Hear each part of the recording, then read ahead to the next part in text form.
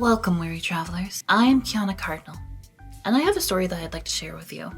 I, for one, love D&D. It has been a great tabletop that I've enjoyed for many years, and I've really enjoyed the stories that come from it.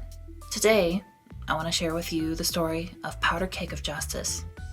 I hope that you enjoy.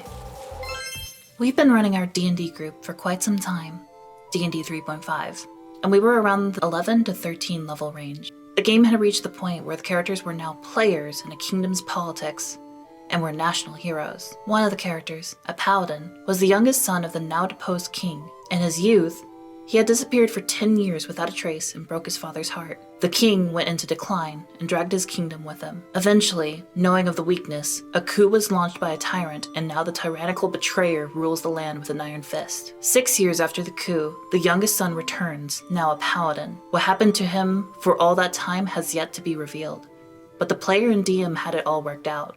So anyway, even though the game had revolved pretty much around us trying to get our paladin buddy to reclaim his rightful throne, and most of the plot was centered around it, the player in question decided he was bored with the character and wanted to roll something new. The DM was a little pissed at this, but he could hardly force the guy to play the character, so he let him roll up a new guy, and drafted in his buddy, Chris, who was staying with him for a few weeks, to play the paladin, Sir Peter Fairgrave. I hadn't gamed with Chris before, but he seemed like a pretty cool guy. No complaints. And he really wanted to know all the details of the plot and everything about our characters, citing that he actually wanted to do a proper job of playing the character, and to not let us down. I didn't know what to expect, but hey, he seemed really into it, so he played. Anyway, in terms of the current plot, we were forced to waylay our plans to overthrow the tyrant, as a more serious threat had emerged, that of some form of sinister cult. We had been dealing with this cult for years, but we had never taken them overly seriously. They were just some messed up guys who occasionally got in over their heads. You know, often they'd make a bid for power, fuck it up, and we'd have to clean up the deadly mess. The cult had clearly been playing their Warcraft 3, as they had gotten it into their heads to infect the kingdom's food stores on a mass scale with some form of virus that would make the population subservient to some demon the cult venerated. It was our 11th hour. We'd hounded the streets for days trying to round up cult agents and get information out of them. We found out the plague was already in most of the food and water, as they had been at it for months, but a ritual needed to be completed for it to become active. The cultists were hard to break, and our group, generally not the nicest folks, wanted to torture it out of them. Naturally, Sir Peter was opposed. We can't preserve freedom while denying it to others. It's not right. We can't do it, and I won't allow it. Chris wasn't being a dick, he was just playing the character. As much as our characters might not have liked it, we as players were having lots of fun. The added drama really worked. We managed to capture a high priest of the cult, someone responsible for conducting the ritual in this part of the land. It turns out the ritual needed to be conducted at the same time in several parts of the kingdom at once, in order to deliver the maximum effect. We need to know the other locations, or else all of our efforts would have just saved one northern barony, and not the whole land. He gave us no choice but to beat it out of him. Sir Peter wanted no part of this. If you're going to treat a man like some animal for the slaughter, then don't expect me to sit by and watch. He then stormed out and let us carry on in our work. We'd been at it for hours, and we couldn't get the guy to crack. He just wouldn't tell us anything. He was covered in cuts, had lost a toe at our hands, was dripping in his own blood, but still won't give us what we needed. We were going to give up and try another method, when all of a sudden, our doorway darkens and in walks Sir Peter. He's wearing nothing but his tunic and pants, unarmed, bar for a half-drink jug of some form of strong booze in hand. He steps into the room and announces, "If you're going to do this right, do it right." He walks over to the bound cultist, tosses aside his bottle, lifts the chair, and sits in front of the beaten man. "I don't want to hurt you. I just need to know the locations of your brethren. Then this can all be over for you. I will make sure you are safe and cared for." "Ha! I know who you are. Sir Peter Fairgrave. Kingdom breaker, runaway child, father slayer. You can't threaten me. I know what you are.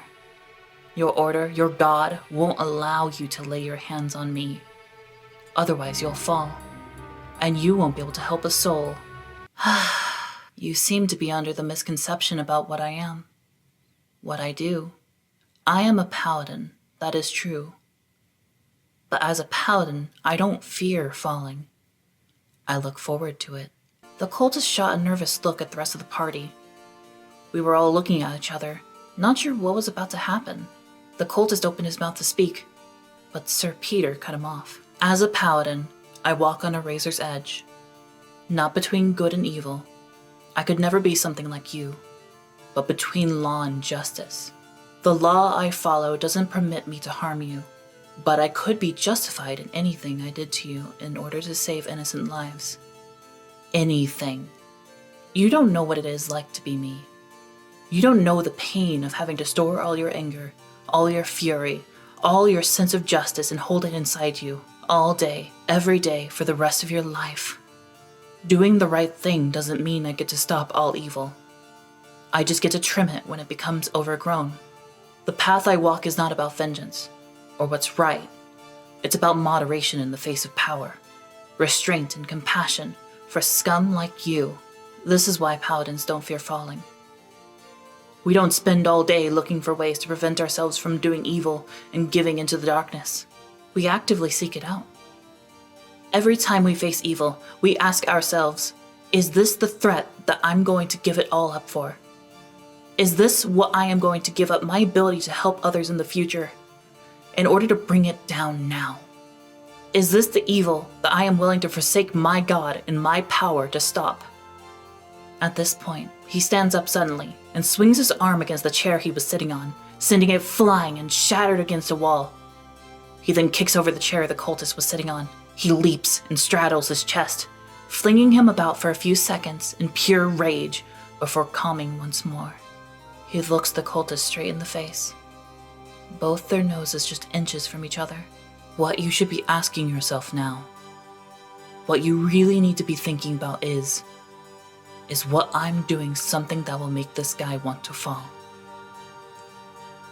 Because you should know that once I fall, all those rules which protect you from me are gone. No longer will I be able to be stopped by you, or by my order, or by my God. If I give everything, and I mean everything, I will never stop. If you escape me today, I will hunt you down and grab you into the pits of hell myself, even if that means that I have to invoke the wrath of every demon creation, just so they throw open a pit and drag me down where I stand. Because when they do drag me down, I will make sure that my fists are wrapped firmly around your ankles, and you go down with me.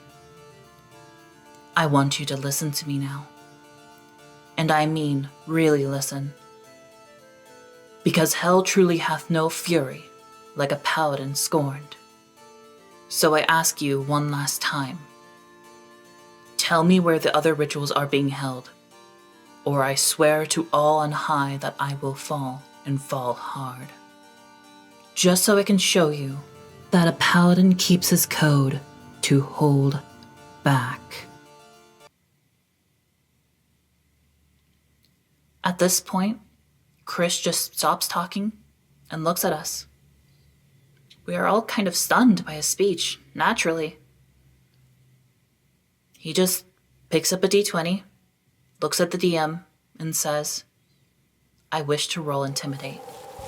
So, that was Powder Keg of Justice. I admit that before reading this, I always considered paladins as very stodgy. I had that mental image of the lawful, stupid paladin. But this story, it gives me a lot more admiration for paladins, both in media, but also as paladin players as well. I think it does a lot to humanize what can often be overlooked as just a dude following the rules. If you enjoyed this story, please let me know. If you want to discuss about it, leave a comment. I'll make sure to respond. Until next time, take care and safe travels.